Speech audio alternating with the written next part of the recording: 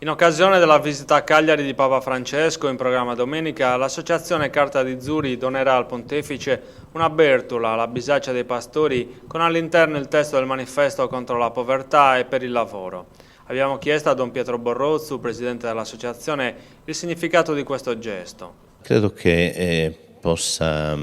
essere come una sorta di sintesi di un cammino fatto finora, che ha coinvolto associazioni della comunità ecclesiale, della società civile,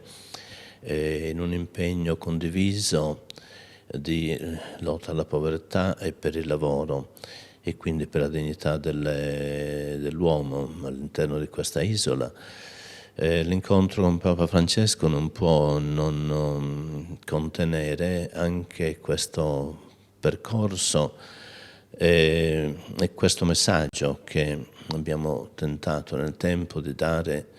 alla società perché diventi più solidale e alle istituzioni perché si impegnino in politiche attive per il lavoro, che è il problema più grave dell'isola. Considerate anche una bertula che è stata utilizzata per il lavoro nelle campagne, un simbolo di dignità ma anche di riscatto. Sì, San Bertola contiene diversi messaggi, l'abbiamo definita in questo messaggio che sarà dentro San Bertola da consegnare al Papa, l'abbiamo definita come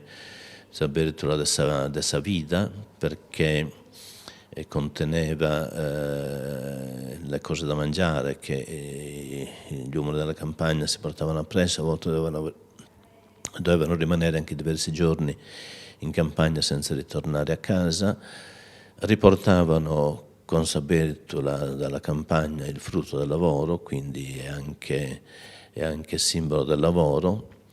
per noi è anche simbolo di lotta alla povertà e quindi di solidarietà con tutti i poveri. I frati, Sant'Ignazio per primo, la utilizzavano per raccogliere viveri che poi ridistribuivano ai poveri. E abbiamo messo dentro anche il significato di Bertola de sa pace, perché il Papa ci invita, ci sollecita a pregare e anche a fare azioni di pace in questo tempo in cui invece tante volte sembra che prevalgano le idee della guerra, lo spirito della guerra e delle contrapposizioni tra persone e tra popoli.